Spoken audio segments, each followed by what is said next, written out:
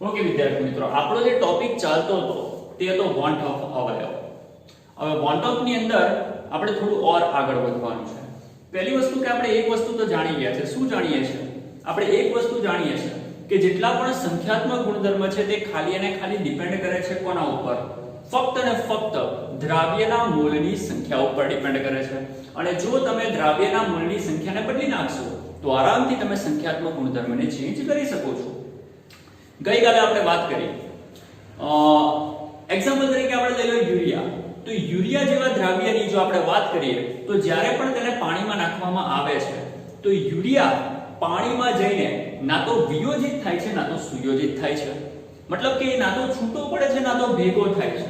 મતલબ કે જેટલા પણ મોલ તમે યુરિયાના અંદર નાખ્યા હશે એટલા જ મોલ યુરિયાના તમારા દ્રાવણમાં પણ ગણાશે.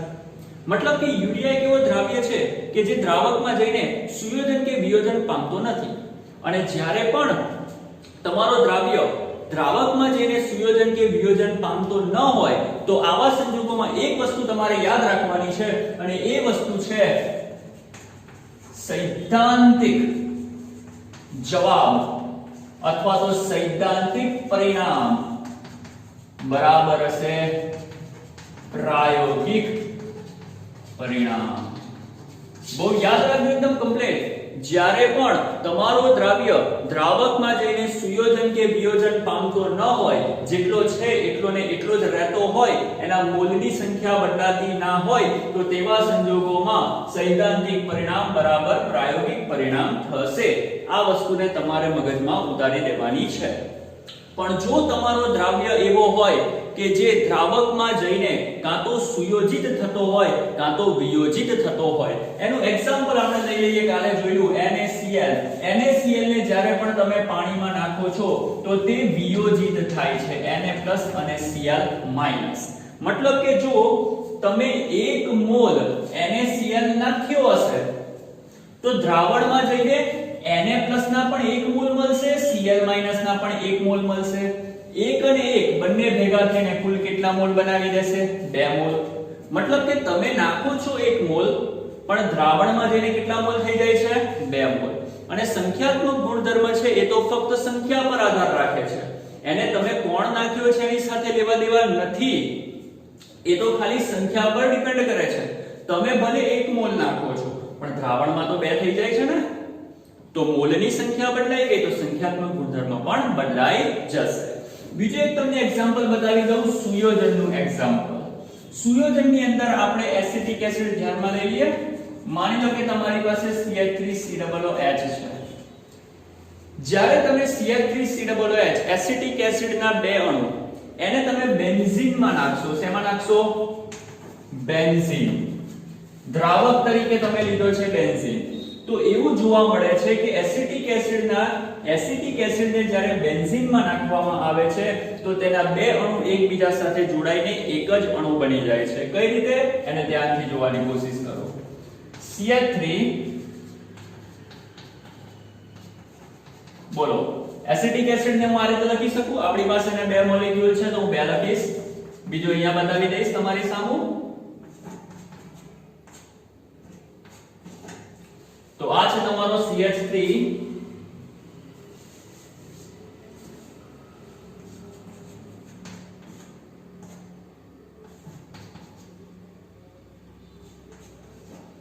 ઓકે.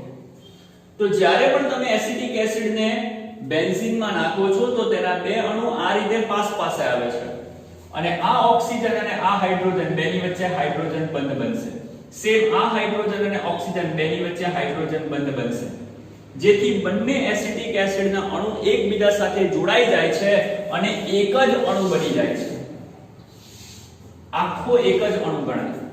તમે નાખો છો 2 પણ થઈ જાય છે 1.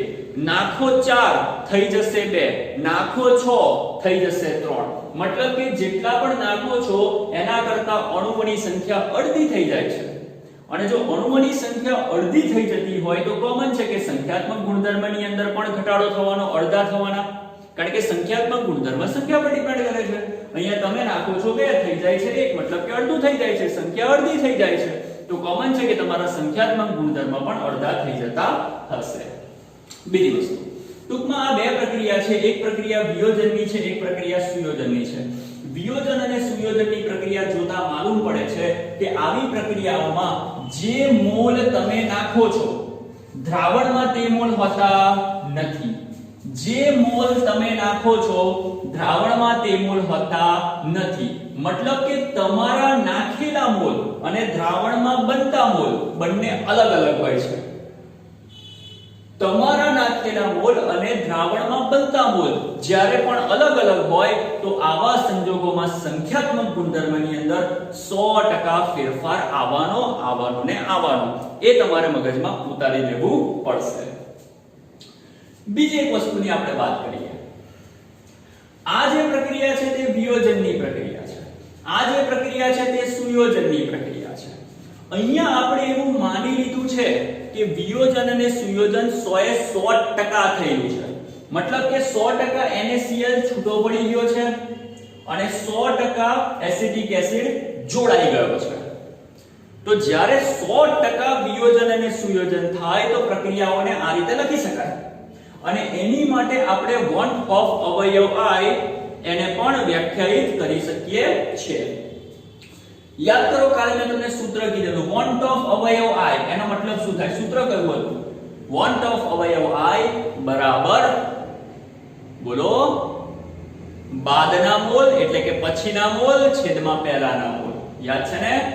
તો વોન્ટ ઓફ અવયવ I એનું કાલે મેં તમને સૂત્ર આપેલું, એની અંદર આપણે લખતા હતા મોલ પણ ક્યારના? પછીના કુલ મોલ. અને નીચે શું આવશે? પહેલાના કુલ મોલ. મતલબ સુયોજન વિયોજન પછીના કુલ મોલ છેદમાં સુયોજન વિયોજન પહેલાના કુલ મોલ. ચલો આપણે આની વાત કરી લઈએ વિયોજન વાળા કિસ્સાની. વિયોજન વાળા કિસ્સાની અંદર NaCl નું સંપૂર્ણપણે વિયોજન થયું. સંપૂર્ણપણે વિયોજન થાય તો NaCl જતો રહેશે અને તેનું રૂપાંતરણ ખાલી અને ખાલી Na+ અને Cl- માં થઈ જશે. તો શરૂઆતમાં NaCl હતો, હવે વિયોજન થયા બાદ Na+ અને Cl- છે. આનો એક આનો એક, તો ટોટલ કેટલા મોલ છે વિયોજન પછી? 2. તો વિયોજન પછીના જે મોલ છે તે 2 છે. અને વિયોજન થયું નતું એની પહેલા તો ખાલી NaCl જ હતો, એનો 1 મોલ. તો બોલો આ પ્રક્રિયા માટે I આટલો મળે કે ના મળે? એ જ રીતે તમે ચાહો તો સુયોજનની પ્રક્રિયા માટે પણ I ને ગણી શકો. કઈ રીતે ગણાશે? શરૂઆતમાં તમારી પાસે એસિટિક એસિડના કેટલા મોલ હતા? 2 મોલ હતા. તો શરૂઆતના જે મોલ છે એ તમારા 2 થઈ ગયા અને સુયોજન થઈ ગયા બાદ છેલ્લે કેટલા મોલ થઈ જાય છે? 1. તો બોલો I બરાબર કેટલા મળશે? 1/2 = 0.5 કહેવાશે. અને બીજી એક વસ્તુ યાદ રાખી લેવાની, જ્યારે પણ વિયોજન થશે તો I ની વેલ્યુ ઓલવેઝ, સોરી આ ભૂલ છે, અહીંયા 2 આવશે. તો જ્યારે પણ વિયોજન થાય ત્યારે I ની વેલ્યુ ઓલવેઝ ગ્રેટર ધેન 1 હશે અને સુયોજનના કેસમાં I ની વેલ્યુ ઓલવેઝ લેસ ધેન કેટલી હશે? 1 હશે. તો સુયોજન અને વિયોજન આ રીતે ચાલતું હોય છે. એકવાર એને નોટ કરી લો, પછી આગળ તમને બીજી માહિતી આપું છું. ઓકે, આપણે હવે એવી વાત કરીશું, એવા કિસ્સાઓની વાત કરીશું કે જેની અંદર સુયોજન અને વિયોજન 100% થતું ના હોય. સૌથી પહેલો આપણે કિસ્સો એવો લઈશું કે જેની અંદર વિયોજન થાય છે પણ વિયોજન 100% થતું નથી. એક્ઝામ્પલ તરીકે આપણે લઈ લો NaCl અને માની લો કે એમાંથી બને છે Na+ અને Cl-. પણ એવો કિસ્સો કે જેની અંદર 100% વિયોજન થતું નથી. જ્યારે પણ 100% વિયોજન ના થાય અને આવા કિસ્સામાં તમારે વોન્ટ ઓફ અવયવ I શોધવો હોય તો કેવી રીતે શોધાય? તો ચાલો આપણે એની ચર્ચા કરીએ કેવી રીતે થાય. આની માટે આપણે યાદ કરવું પડશે આપણું ગતિશીલ સંતુલન ચેપ્ટર જે આપણે 11મા માં ભણીને આવેલા છે, સંતુલન ચેપ્ટર, એને થોડું યાદ કરવું પડશે. બીજી એક વસ્તુ કે જ્યારે 100% વિયોજન થાય તો પ્રક્રિયામાં ગેવ્સ આવે આ રીતે. પણ જો 100% વિયોજન ના થાય તો આવા સંજોગોમાં પ્રક્રિયાને આપણે રિવર્સિબલ બતાવવી પડશે. તો સૌથી પહેલું સ્ટેપ પ્રક્રિયાને આપણે બતાવી દીધી રિવર્સિબલ. ત્યારબાદ જે સંતુલન ચેપ્ટરમાં આપણે કરતા હતા તે જ રીતે સૌથી પહેલા આપણે શું કરતા હતા? શરૂઆતની સાંદ્રતા. ચાલો શરૂઆતમાં આના મોલ કેટલા હશે? 1. આને લખાશે 0 0. બીજી એક વસ્તુ આપણે આ ટોપિકની શરૂઆત કરીએ એની પહેલા હું તમને લોકોને માહિતી આપી દઉં. વિયોજન અંશ અને સુયોજન અંશની અહીંયા ધ્યાનથી સાંભળજો, હું લખું છું અને એને નોટ કરવો હોય તો કરી લેજો.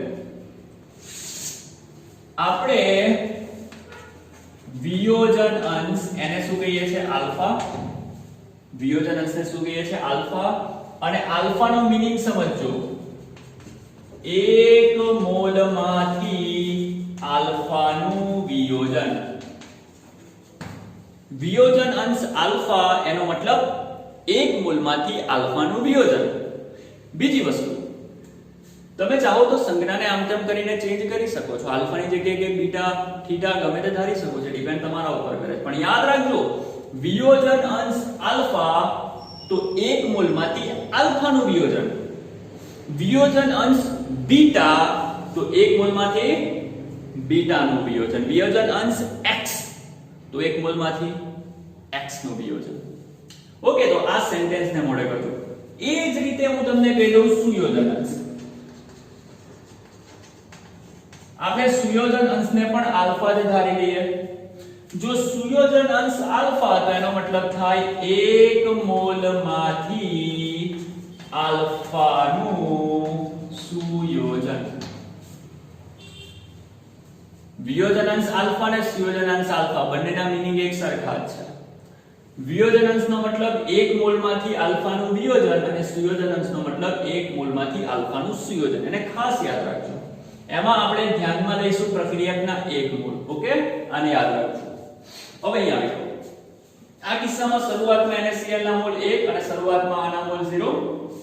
પછી આપણે વાત કરીશું સંતુલન સમય. યાદ કરો, માની લો કે સંતુલન સમયે NaCl નું આલ્ફા જેટલું વિયોજન થયું. કેટલું વિયોજન થયું?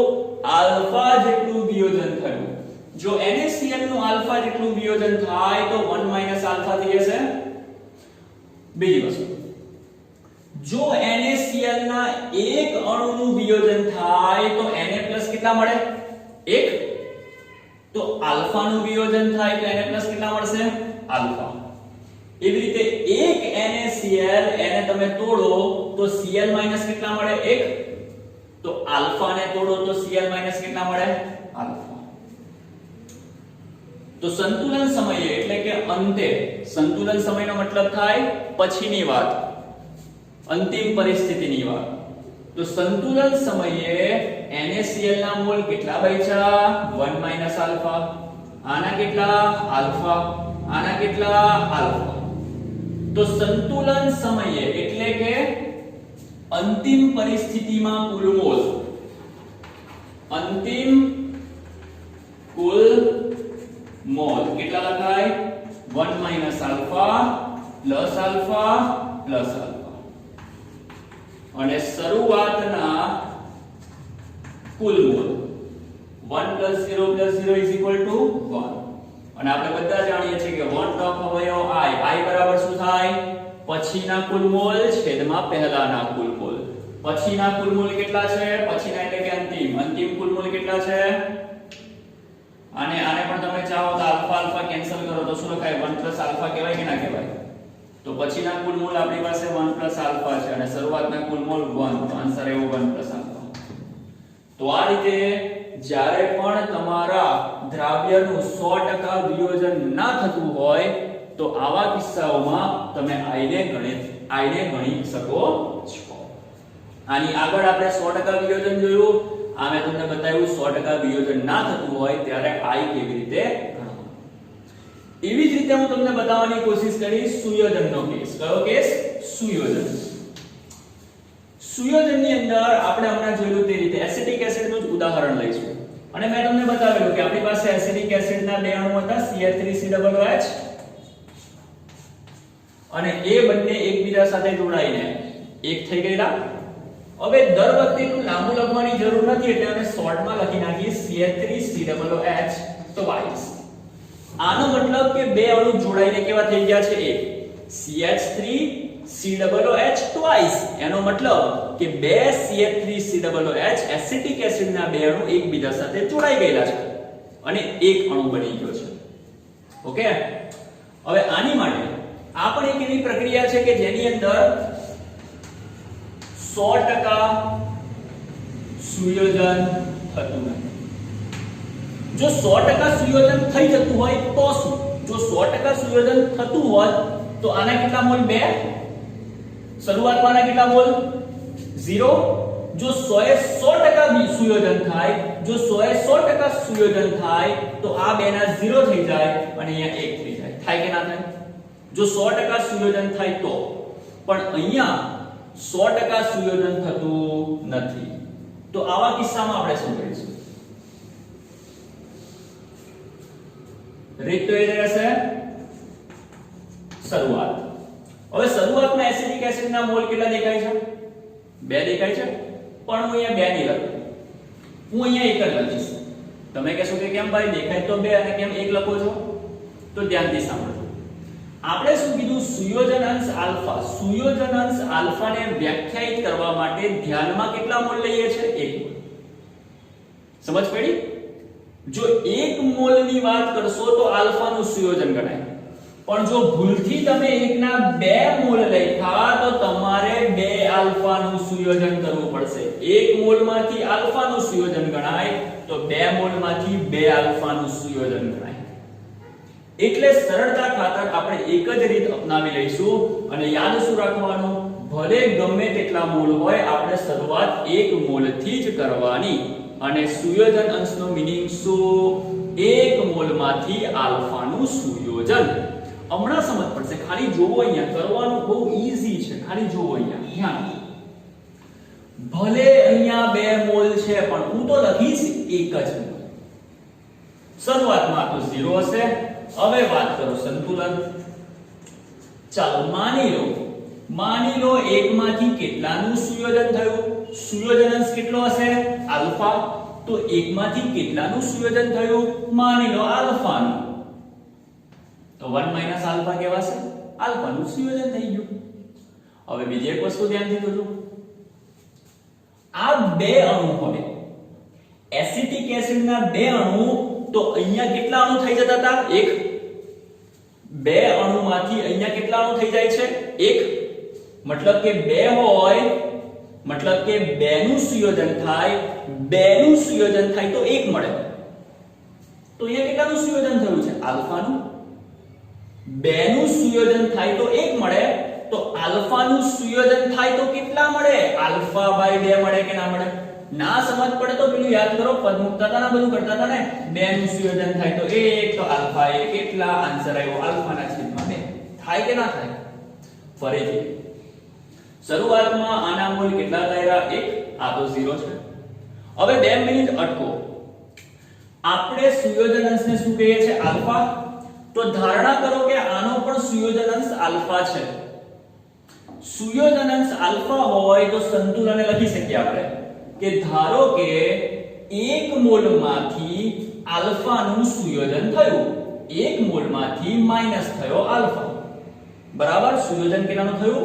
આલ્ફાનું થયું. હવે થોડું વિચારો. 2 નું સુયોજન થાય તો 1 મળે. 2 એસિટિક એસિડનું સુયોજન થાય તો 1 અણુ મળે. તો 2 ના સુયોજને 1 અણુ મળે. તો આલ્ફાના સુયોજને કેટલા અણુ મળે? 2 પર 1. આલ્ફા એ કેટલા? આલ્ફા પર 1 તો મળી ગયું. હવે આના પરથી આપણે આરામથી I શોધી શકીએ. સૂત્ર બોલો. I બરાબર અંતિમ સમયના કુલ મોલ છેદમાં પ્રારંભિક સમયના કુલ મોલ. હવે અંતિમ સમયે મોલ કેટલા છે? અંતિમ સમયે તો આ જ 2 છે. તો કરો એ લોકોનો સરવાળો. અંતિમ સમયના મોલ એટલે કે 1 - આલ્ફા પ્લસ આલ્ફા બાય 2 અને શરૂઆતમાં 1 + 0 1 1 - આલ્ફા પ્લસ આલ્ફા બાય 2. તો I ની વેલ્યુ તમને આ રીતે પ્રાપ્ત થાય છે. ઈઝી છે, અઘરું કંઈ પણ નથી. તો આ રીતે તમે વોન્ટ ઓફ અવયવ I સુયોજન અને વિયોજન અને સુયોજનના કેસમાં આરામથી શોધી શકો છો એકવાર તમે એને નોટ કરી લો. બની શકે તમે હવે થોડું ધ્યાનથી જોજો. માની લો કે અહીંયા 2 ની જગ્યાએ 3 કરી નાખો.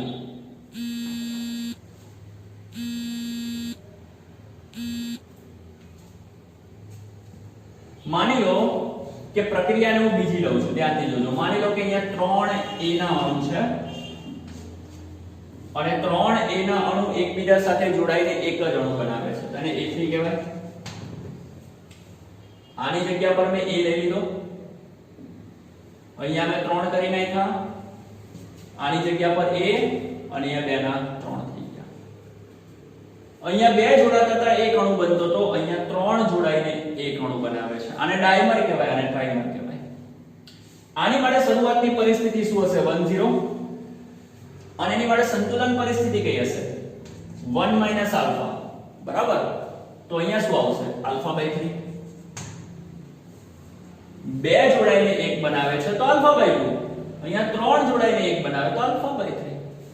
એવી રીતે તમે માની લો કે તમારી પાસે 5A છે અને રિવર્સિબલ ગિવ્સ કરીને A5 થઈ ગયું. શરૂઆતની પરિસ્થિતિ 1 0, અહીંયા 1 - આલ્ફા, અહીંયા શું આવશે? α/5. છે કે નહીં? ઈઝી છે. એવી જ રીતે હવે તમે માની લો કે તમારી પાસે પ્રક્રિયા છે Na રિવર્સિબલ ગિવ્સ An. તો આની માટે શું થશે? બોલો. n મોલ 0, 1 મોલ 0, અહીંયા 1 - આલ્ફા અને અહીંયા આવશે α/3. n મોલ માટેની પ્રક્રિયા છે. આ પ્રક્રિયા માટે I લખવું હોય તો શું લખાય? અંતિમ મોલ એટલે કે આનો સરવાળો 1 - આલ્ફા પ્લસ α/n અને છેદમાં 1 + 0 1. સિમ્પલ છે, એકદમ ઈઝી. કે તમે અહીંયા ઓર વધારે આગળ સાદરૂપ આપવાનું છે. ધ્યાનથી જોજો. આને ઓર આગળ સાદરૂપ આપો શું બની શકે? I બરાબર 1, આ માઈનસ એઝ ઇટ ઇઝ તેનાથી રાખો, અથવા તે કામ કરો, લખાય આ રીતે, લખાય ને 1, આ પ્લસ તેનાથી આલ્ફાને કોમન કરી દો, 1/n - 1, આ I એઝ ઇટ ઇઝ તેનાથી, I એઝ ઇટ ઇઝ તેનાથી વત્તા 1 સામે આવે તો ઓછા 1 બરાબર કરીને આલ્ફા 1/n - 1, I - 1 છેદમાં 1/n - 1 is equal to alpha. તો સુયોજન અંશ આલ્ફાનું સમીકરણ આપણને મળી ગયું. આ છે સુયોજન અંશ આલ્ફાનું સમીકરણ. તો સિમ્પલ મેથડ છે, એકવાર એને ધ્યાનથી તમે ચેક કરી લો. એની સાથે સાથે આપણે બીજા પણ 2 સૂત્ર વોન્ટ ઓફ અવયવના મોડે કરવાના છે. એમાંનું પહેલું સૂત્ર અહીંયા લખું છું, એને ધ્યાનથી જોજો. વોન્ટ ઓફ અવયવ I બરાબર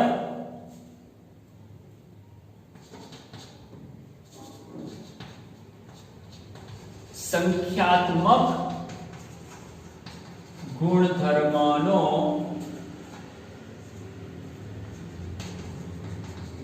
પ્રાયોગિક મૂલ્ય છેદમાં સંખ્યાત્મક ગુણધર્મનો સૈદ્ધાંતિક મૂલ્ય. પ્રાયોગિક મૂલ્યના છેદમાં તમારે કરવાનું છે સૈદ્ધાંતિક મૂલ્ય, જેને આપણે કહીશું વોન્ટ ઓફ અવયવ I. અને બીજું જે સૂત્ર છે તે પ્રાયોગિક કૌંસમાં અવલોકિત મોલિક્યુલર માસ એટલે કે આણ્વીય દળ છેદમાં સૈદ્ધાંતિક આણ્વીય દળ. અક્ષર થોડા આમ તેમ થઈ ગયા છે પણ થોડું સમજી લેજો. વોન્ટ ઓફ અવયવના બીજા 2 સૂત્ર સંખ્યાત્મક ગુણધર્મનું પ્રાયોગિક મૂલ્ય ભાગ્યા સંખ્યાત્મક ગુણધર્મનું સૈદ્ધાંતિક મૂલ્ય.